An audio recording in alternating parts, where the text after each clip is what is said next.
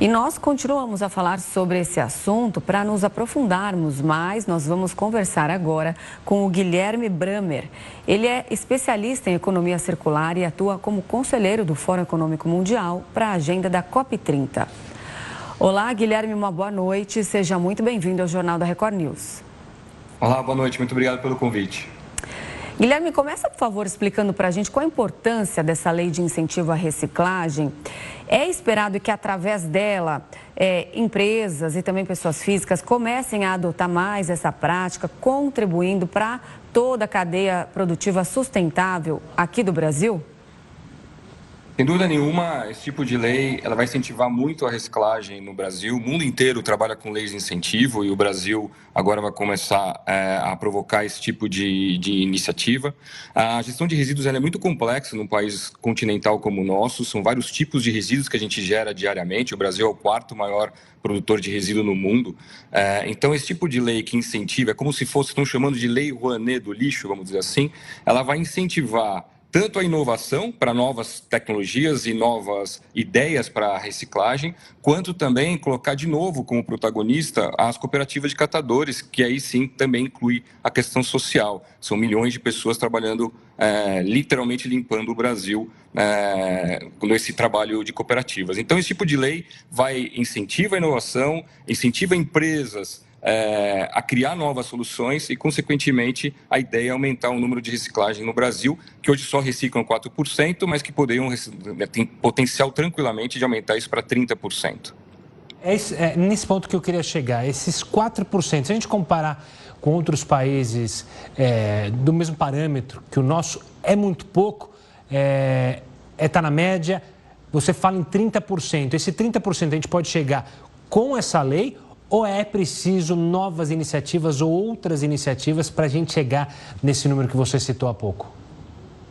O Brasil já dá exemplo de reciclagem de alguns tipos de materiais, né? A gente hoje é o maior reciclador de papelão ondulado no mundo, a gente já é um dos maiores recicladores de garrafa PET do mundo, de vidro.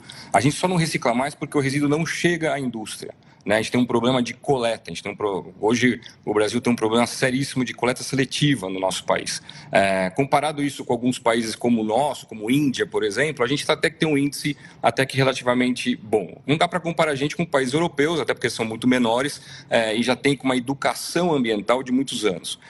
Então, esse tipo de incentivo, obviamente, ele não vai vir sozinho, não é ele que vai resolver sozinho. Nós já temos a Política Nacional de Resíduos Sólidos, que foi sancionada em 2010, que obriga a corresponsabilidade, desde a indústria até nós, como cidadãos, de trabalhar à disposição correta de materiais. Hoje, qualquer empresa que coloca um produto no Brasil, no mercado, é obrigado a comprovar para o Ministério do Meio Ambiente que recicla 20% do que foi colocado no mercado. E isso vai aumentando no decorrer dos anos. Então, é um conjunto de leis, e muito mais do que leis também, é um conjunto de iniciativas. Hoje, o mercado financeiro também favorece empresas que estão poluindo menos.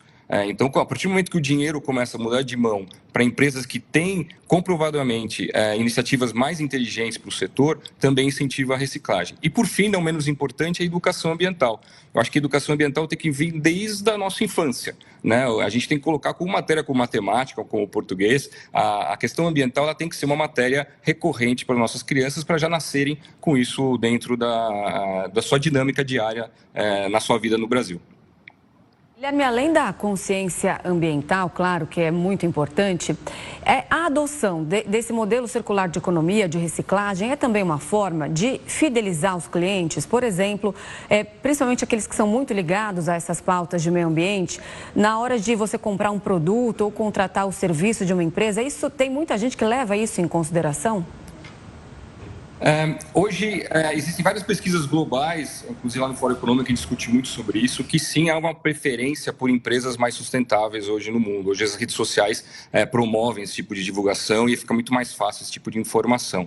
Hoje é difícil você ter uma empresa no mundo que não tenha sustentabilidade, ou o famoso ESG, que estão falando muito sobre isso no mundo, que não tem isso como seu pilar estratégico. Acho difícil hoje você ser uma empresa de mercado que queira escala, que queira estar em todos os lugares, que não tem esse pilar como uma parte estratégica. Então, esse tipo de iniciativa, lembrando que essa nova lei, ela não é para você usá-la para coisas que você já é pautada pela Política Nacional de Resíduos Sólidos. São duas leis aqui. A Política Nacional de Resíduos Sólidos já obriga, como eu comentei anteriormente, as empresas que vendem produtos no Brasil a destinar corretamente os seus resíduos.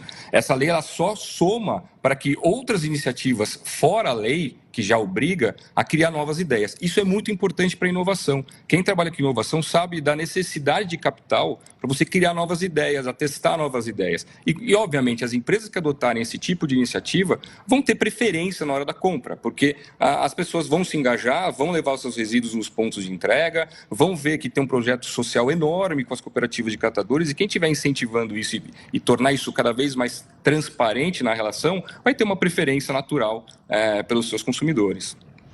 Guilherme, olhando um pouco para, digamos, as pessoas físicas, né?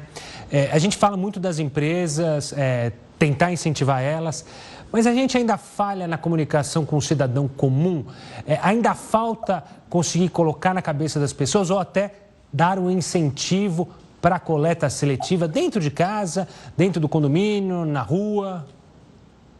Você trouxe um ponto muito importante. Como eu comentei, a educação é fundamental para isso. A gente, desde o nosso início da educação, a gente precisa ter isso como pauta.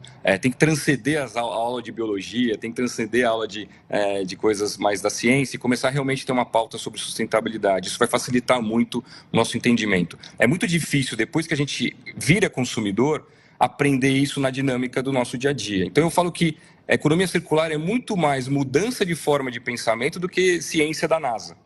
Muito mais como a gente consegue criar mecanismos para incentivar a mudança. Vamos falar de coisas nada a ver com reciclagem, como, por exemplo, o uso de cinto de segurança no carro. Veio uma lei que obrigou e hoje é quase que natural você entrar no carro e colocar seu cinto de segurança.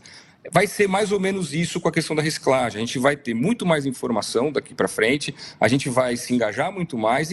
Eu não imagino que nós temos psicopatas do clima no mundo inteiro que queira poluir. A gente quer fazer o certo, mas às vezes a gente não sabe como fazer. E esse tipo de comunicação cada vez mais aberto, cada vez mais transparente e leis que incentivem esse tipo de coisa, e essa lei também vale para o cidadão comum, não é apenas para a empresa, o cidadão comum que tiver ideias de reciclagem, conseguir comprovar isso dentro dos meios legais, também vai poder ter incentivo para o seu imposto de renda. Então, acho que esse tipo de lei, esse tipo de mecanismo vai facilitar muito o entendimento e o engajamento da população.